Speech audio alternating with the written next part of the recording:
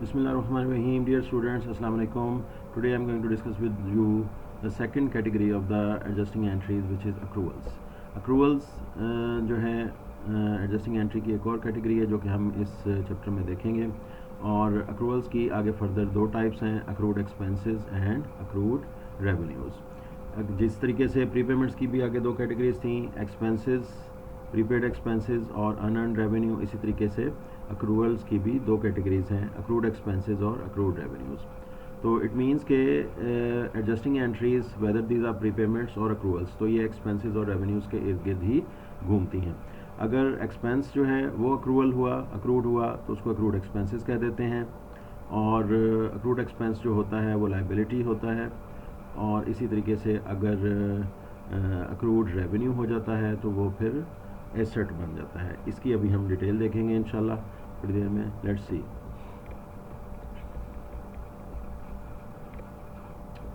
तो अब हम इसकी प्रॉपर डेफिनेशन वगैरह की तरफ आ रहे हैं. ये हमारे सामने प्री पेमेंट्स का सेक्शन गुजर गया, ये आ गया जी. अच्छा जी, accruals are made to record revenues for services performed और एक्सपेंसेस इंकर्ड.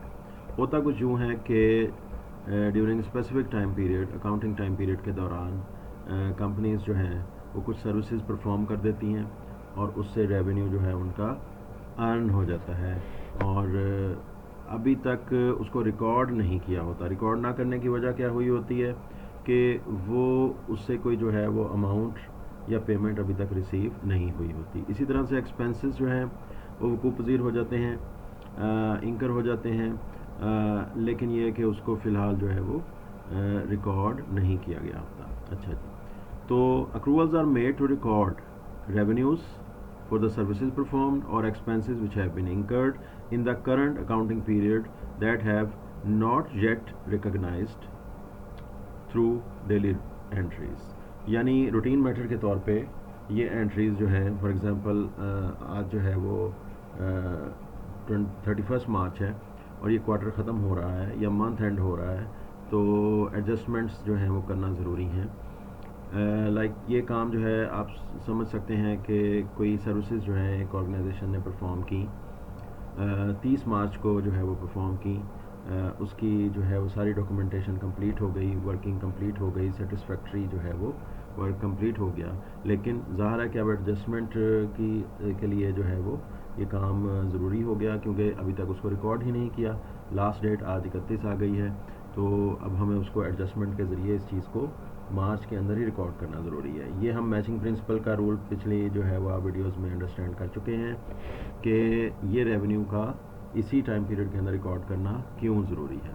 तो लिहाजा इसमें बात है कि नॉट येट रिकॉग्नाइज्ड का मतलब क्या है, नाइदर रिकॉर्डेड और पेड, कि आपको ना तो अमाउंट रिसीव हुई है और ना आपने इसको रिकॉर्ड किया है. तो लिहाजा अब इस चीज़ को आपको रिकॉर्ड कर लेना चाहिए. अच्छा जी, अब इसमें थोड़ा सा आगे बढ़ते हैं. Accrued revenue, revenues for the services perform but not yet received in cash और रिकॉर्डेड. तो इसमें जो है एक सिंपल सी बात और भी लिखी हुई है कि जिस वक्त आप एडजस्टिंग एंट्री करते हैं नॉर्मली, तो उसमें जो है आप रेवेन्यू को रिकॉर्ड कर लेते हैं, लेकिन उस वक्त तक आपका कैश रिसीव नहीं हुआ होता. अंडरस्टूड सी बात है कि अगर कैश रिसीव हो गया होता एज अ रूटीन मैटर, तो आपको इसको एडजस्टिंग एंट्री के तौर पर रिकॉर्ड करने की कतई भी ज़रूरत नहीं थी. यानी अगर कैश रिसीव हो जाता 30 मार्च को, जो कि हमारी एग्जांपल चल रही है, या 31 मार्च को, तो हम इसको अपनी कैश बुक में ले जाते हैं, कैश डेबिट और सर्विस रेवेन्यू क्रेडिट. तो हम इसको इसलिए नहीं लेके जा सके कि ना तो हमें कैश रिसीव हुआ और हमने काम कंप्लीट कर दिया और रिकॉर्ड भी नहीं कर सके, तो लिहाजा हमने इसको एक एसेट के तौर पे रिकॉर्ड कर लिया.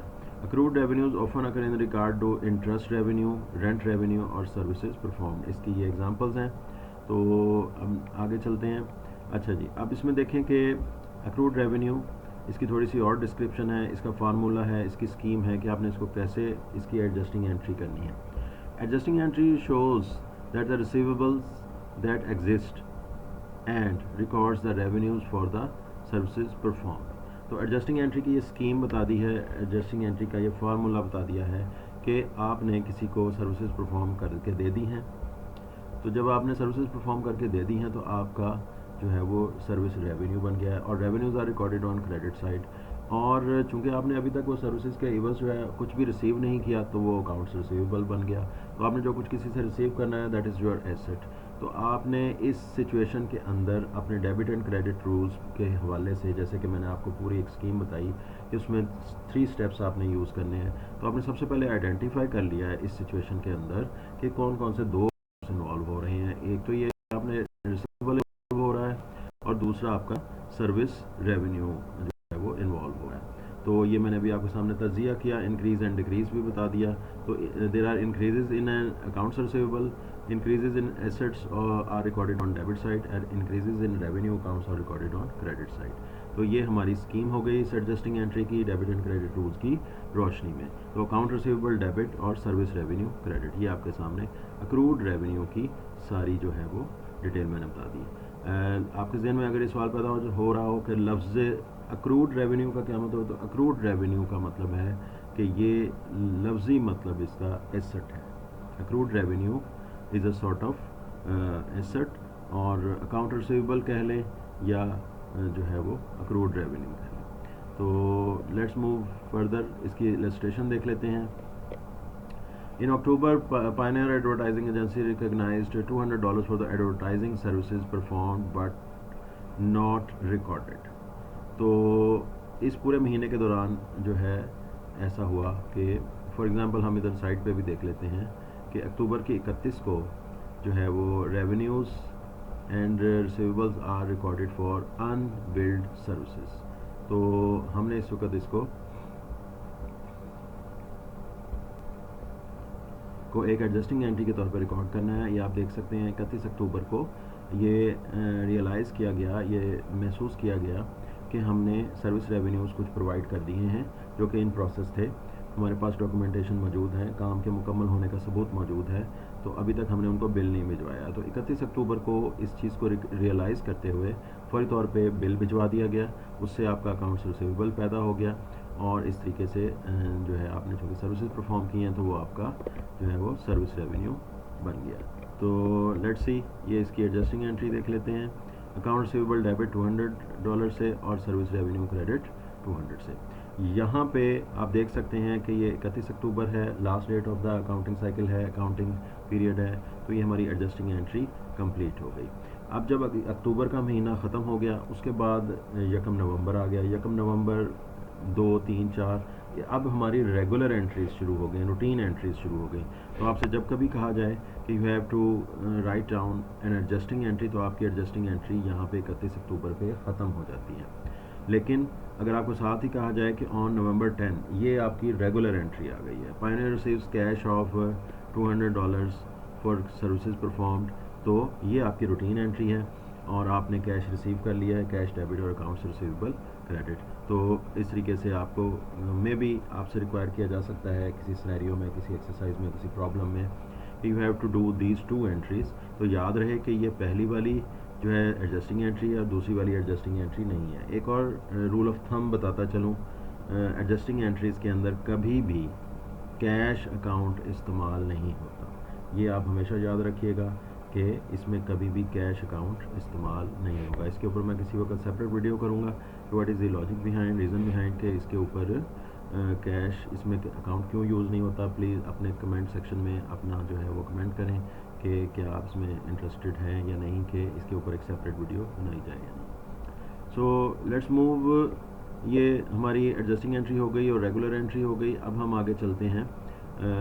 आपको पता है कि जर्नलाइज कर दिया आपने, एडजस्टमेंट जर्नल बना दिया, एडजस्टिंग जर्नल एंट्रीज़ कर दी। तो एडजस्टमेंट्स जो हैं जो भी कोई जर्नल्स होते हैं वो दोबारा से लेजर से भी प्रोसेस से गुजरते हैं। तो अकाउंट रिसीवेबल डेबिट है 200 से, लेजर के अंदर भी अकाउंट रिसीवेबल डेबिट है 200 से। सर्विस रेवेन्यू क्रेडिट है आपको नज़र आ रहा है, और सर्विस रेवेन्यू क्रेडिट है आपको नज़र आ रहा है। ये लेजर हमारा कंटिन्यूस लेजर है, इसके अंदर अक्टूबर के महीने में कुछ और एंट्रीज़ भी हुई होंगी जो कि हमारी इलस्ट्रेशन में चल रही हैं, आप टेक्स्ट बुक में चेक कर सकते हैं। तो जर्नल का डेबिट लेजर का भी डेबिट, और जर्नल का क्रेडिट लेजर का भी क्रेडिट, ये हमेशा रूल याद रखें। तो लिहाजा हमने जर्नल एंट्री की, एडजस्टिंग एंट्री की, एडजस्टिंग जर्नल एंट्री की, और उसको posting into the ledger account भी दोबारा से कर दिया। So this is our journal entry and this is our posting into account. अगर आप इंटरेस्टेड हों तो आप डेबिट एंड क्रेडिट एनालिसिस दोबारा देख सकते हैं और अकाउंटिंग इक्वेशन के अंदर भी इसका स्टेटस देख सकते हैं, लेकिन फ़िलहाल हमारा ताल्लुक जर्नल लेजर के साथ था, लिहाजा हम इसी पे इसको वाइंड अप करते हैं। ये इसकी समरी आ गई जी। अक्रूड रेवेन्यू को समराइज़ करके हम देख रहे हैं। सबसे पहले एग्जांपल्स, इंटरेस्ट रेवेन्यू में नॉर्मली ऐसा होता है, रेंट रेवेन्यू में ऐसा होता है। इंटरेस्ट रेवेन्यू में ये कैसे हो सकता है, आप ज़रा गौर कीजिए कि फ़र्ज़ करें कि कंपनी बैंक्स जो हैं, बैंक के अंदर एक ऑर्गेनाइजेशन है, अपना कुछ डिपॉजिट रखा हुआ है, इस्लामिक बैंक है फॉर एग्जांपल, तो वो आपका जो प्रॉफिट है वो अगले महीने की यकम या 2 या 3 को पोस्ट करते हैं, लेकिन वो आपका जो प्रॉफिट होता है, आपका शेयर होता है, मैं इस वक्त वर्ड डेलिबरेटली इंटरेस्ट नहीं यूज़ कर रहा, लेकिन ये है कि इंटरेस्ट रेवेन्यू या आपका प्रॉफिट जो होता है, profit from on your bank accounts, तो ये आपका एक अदर इनकम होता है। तो उस प्रॉफिट को जो है वो है तो फॉर एग्जांपल मार्च के महीने का, लेकिन बैंक्स ने उसको पोस्ट करना है अगले महीने, लेकिन टेक्निकली अकाउंटिंग पीरियड के हवाले से वो आपका मार्च का रेवेन्यू बनता है, तो आपने उसको इंटरेस्ट रेवेन्यू को जो है वो अपने मार्च के महीने की एडजस्टिंग एंट्री के तौर पर रिकॉर्ड करना है। अगर आप सुनना चाहते हैं तो वो आप कर सकते हैं उसमें इंटरेस्ट रिसीवेबल डेबिट और इंटरेस्ट रेवेन्यू क्रेडिट। इसी तरीके से रेंट रेवेन्यू है और सर्विसेज परफॉर्म है। इसकी वजह क्या है? वजह यह है कि मिसाल के तौर पे अब सर्विसेज की मैं बात कर लेता हूँ। Services perform but not yet recorded. आपने सर्विस परफॉर्म कर दी और मैचिंग प्रिंसिपल के हवाले से इंटरनेशनल फाइनेंशियल रिपोर्टिंग स्टैंडर्ड्स के मुताबिक आपको उस सर्विस रेवेन्यू को मार्च के महीने में उसी काउंटिंग पीरियड में रिकॉर्ड करना चाहिए जिस महीने में आपने उस रेवेन्यू को अर्न करने के लिए अपने एक्सपेंसेस जो हैं वो इंकर किए थे। तो लिहाजा मैचिंग प्रिंसिपल के तकाजे के तौर पे आपको जो है रीज़न ये पता चल गई कि आपने सर्विसेज तो परफॉर्म कर दी हैं लेकिन उसको रिकॉर्ड नहीं किया, उसको रिकॉर्ड करना ज़रूरी था। इसी तरीके से जो है वो एसेट्स अंडरस्टेटेड, तो इसकी जो है अकाउंट्स बिफोर एडजस्टमेंट, एडजस्टमेंट से पहले हम देखते हैं कि ये हमें एडजस्टमेंट की क्यों ज़रूरत पेश आई। हमारे एसेट्स जो है वो अंडरस्टेटेड थे। वो कैसे कि अगर हम अकाउंट्स रिसीवेबल को रिकॉर्ड नहीं करेंगे, इट मीन्स कि हमारा एसेट जो है वो अंडरस्टेटेड है, और अंडरस्टेटेड है तो इस वजह से हमें अकाउंट रिसीवेबल को डेबिट कर लेना चाहिए, और हमारा एसेट वो बनता है कि हम उसको रिकॉर्ड करें, या हमने एसेट को रिकॉर्ड कर लिया। इसी तरीके से हमने अपने रेवेन्यू को रिकॉर्ड नहीं किया, रेवेन्यू को रिकॉर्ड होना चाहिए था, तो हमने इंक्रीजेज इन रेवेन्यू जो है वो क्रेडिट कर दिया, तो वो ये आपके सामने रिकॉर्ड हो गया। तो इस तरीके से इस टेबल में आप देख सकते हैं कि बहुत अच्छे तरीके से समराइज़ कर दिया है, उसकी जो है वो एग्जांपल्स क्या हैं, उसकी रीज़न फॉर एडजस्टमेंट क्या है, और अकाउंट्स एडजस्टिंग एंट्री करने से पहले क्या सिचुएशन हो सकती है। ऑब्वियसली जब एसेट अंडरस्टेटेड है तो हमें उसको इंक्रीज़ करने की ज़रूरत है, रेवेन्यू अंडरस्टेटेड है तो उसको इंक्रीज़ करने की ज़रूरत है। तो ये इस तरीके से हमने एक टेबल की मदद से अक्रूवल्स को बहुत आसानी के साथ अंडरस्टैंड कर लिया, और बहुत अच्छा सा जो है वो अंडरस्टैंड हो गया हमारा। इसी तरीके से एक्सपेंसेस पे हम आ जाते हैं। जैसे अपने अक्रूड रेवेन्यूज़ को देखा है उसी तरीके से अक्रूड एक्सपेंसेस को देख लेते हैं। Expenses incurred but not yet paid और रिकॉर्डेड, वो जो डेफिनेशन अक्रूड रेवेन्यू की थी वही डेफिनेशन अक्रूड एक्सपेंसेस की है कि एक्सपेंसेस इंकर तो हो गए हैं, एक्सपेंस वकूफ़ पज़ीर तो हो गए हैं, but not yet paid in cash और रिकॉर्डेड। तो जब पे ही नहीं किया तो रिकॉर्ड भी आपने अभी तक नहीं किया। और इसमें आप सब बहुत अच्छी एग्जांपल है, जैसे मैंने अभी आपके साथ इंटरेस्ट की एग्जांपल डिस्कस की थी कि या प्रॉफिट की। तो अब इंटरेस्ट में अगर हम बात कर लें तो इंटरेस्ट एक्सपेंस है। अब इंटरेस्ट एक्सपेंस जो है मार्च के महीने में अगर अक्रू हो गया है, वाजिबुल अदा हो गया है, तो वो ज़ाहिर है कि आपको फौरी तौर पे कोई इसकी बैंक की तरफ से इंटीमेशन तो नहीं आएगी कि आप इंटरेस्ट को रिकॉर्ड कर लीजिए, लेकिन you have to record the specific interest expense of your organization related to a specific time period of March, the month of March. इसी तरीके से रेंट एक्सपेंस है। रेंट एक्सपेंस जो है नॉर्मली प्री पेड की सिचुएशन भी होती है, लेकिन यहाँ पे इस वक्त हम प्री पेमेंट को डिस्कस नहीं कर रहे, हम इस वक्त अक्रूवल को डिस्कस कर रहे हैं। अक्रूवल में ज़्यादातर रेंट जो है वो प्री पेमेंट में चलता है, लेकिन समटाइम्स प्री पेमेंट में नहीं चलता, यानी आपने उसको एडवांस पे नहीं किया हुआ होता। तो क्या किया होता है, आप उसको महीने के महीने अदा करते हैं। नॉर्मली ऐसा होता नहीं है, लेकिन समटाइम्स ऐसा हो जाता है कि पूरा महीना गुजर गया, फॉर एग्जांपल मार्च का महीना गुजर गया, और मार्च के महीने का जो रेंट है, जो रेंट एक्सपेंस है, वो आप जो है वो अगले महीने पे करते हैं फॉर एग्जांपल। तो 31 अक्टूबर को फ़र्ज़ करें कि आपका रेंट का महीना कंप्लीट हो गया, ऑल्दो आपने अभी पे नहीं किया, तो ना ही पेमेंट की डेट आई है, तो इसलिए आपने उसको रेंट एक्सपेंस डेबिट और रेंट पेएबल क्रेडिट। इसकी सबसे फेमस एग्जांपल जो चलती है वो सैलरीज़ की होती है, और सैलरीज़ एक्सपेंस डेबिट और सैलरीज़ क्रेडिट, क्योंकि एम्प्लॉयज़ को पे तो फ़र्ज़ किया यकम को करना है, ठीक है, 31 अक्टूबर को जो है, लेकिन फिर भी हमें सैलरीज़ एक्सपेंस को रिकॉर्ड करना होगा। तो जब हम सैलरीज़ एक्सपेंस को रिकॉर्ड करेंगे और उसकी पेमेंट अभी तक हमने नहीं की हुई होगी, तो हमें उसको सैलरीज़ एक्सपेंस डेबिट और सैलरीज़ पेएबल क्रेडिट करना होगा। तो ये एक थोड़ी सी मुबहम सी बात है कि you expense are recorded before cash payment, तो हम उस एक्सपेंस को रिकॉर्ड कर लेते हैं उसकी पेमेंट से पहले। इसकी एग्जांपल से बात हमें ज़्यादा क्लियर हो जाएगी इंशाल्लाह। Let's move on to our example. So ये आपके सामने वही मैं स्कीम रख रहा हूँ, जिस तरीके से अक्रूड रेवेन्यू की स्कीम थी, इसी तरह से अक्रूड एक्सपेंसेस की स्कीम है। तो मिसाल के तौर पे मैं सैलरीज़ की एग्जांपल लेके चलता हूँ कि अक्टूबर के महीने की हमारी एम्प्लॉयज़ की सैलरीज़ हैं, तो हमने अक्टूबर के महीने में अपने एम्प्लॉयज़ से काम ले लिया, उन्होंने सर्विसेज प्रोवाइड कर दी, तो हमारा सैलरीज एक्सपेंस अक्रू हो गया, ड्यू हो गया। तो एडजस्टिंग एंट्री जो है वो रिकॉर्ड्स द ऑब्लिगेशन, हमारे ऊपर जिम्मेदारी बन गई, एंड रिकग्नाइजेज द एक्सपेंस। तो सैलरीज एक हमारा एक्सपेंस है, और जब हमने उसको अभी तक अगर अदा नहीं किया तो वो हमारी लाइबिलिटी है, ऑब्लिगेशन है। तो एक्सपेंस है सैलरीज एक्सपेंस, तो increases in expenses are recorded on debit side, और चूँकि हमने अभी तक उसे अदा नहीं किया तो लिहाजा हमारी ये लाइबिलिटी बन गई है। अगर हमने इसको अदा कर दिया होता तो ये एडजस्टमेंट की नौबत भी ना आती। तो अगर हमने इसको अदा कर दिया होता तो it would have been salaries expense debit cash credit. तो 31 अक्टूबर को हम जो है वो पेमेंट भी कर देते अपने एम्प्लॉयज़ को, इसमें कोई हर्ज भी नहीं था। लेकिन चूँकि हमने पे भी नहीं किया और रिकॉर्ड भी नहीं किया, तो हमारे ऊपर ये लाइबिलिटी मौजूद है। तो सैलरीज एक्सपेंस डेबिट और सैलरीज क्रेडिट, ये हमने इसकी जो है वो स्कीम देख ली, इसका फार्मूला देख लिया कि किस तरीके से हम इसको रिकॉर्ड कर सकते हैं। तो अब हम इसकी एक इलस्ट्रेशन की तरफ आते हैं। तो इलस्ट्रेशन जो है ये डील कर रही है कि Pioneer advertising agency signed a 3 month note. तो कंपनी ने 1 अक्टूबर को एक जो है वो नोट साइन कर दिया। Obviously note could be note arrangement could be another with another organisation, और it could be with the bank. तो एक नोट पे करने से यानी लोन ले लिया वी कैन से, तो उस लोन की इम्प्लीकेशन ये है कि उसके ऊपर there is annual interest rate of 12%। तो चूँकि हम एक महीने की एडजस्टमेंट्स कर रहे हैं, तो 5000 अमाउंट है टोटल, उसका 12% और उसका 1/12। क्योंकि हम एक महीने का इंटरेस्ट फाइंड आउट करते हैं, तो ये 50 की अमाउंट बन गई। तो हमारी जो पीछे हमने जो सारी डिस्कशन की है, तो उसके मुताबिक इंटरेस्ट जो है एक महीने का हमारे ऊपर अक्रू हो गया है, हमारे ऊपर ड्यू हो गया है, हमारे ऊपर जो है हमारा एक्सपेंस बन चुका है, एक्सपेंस इंकर हो गया है।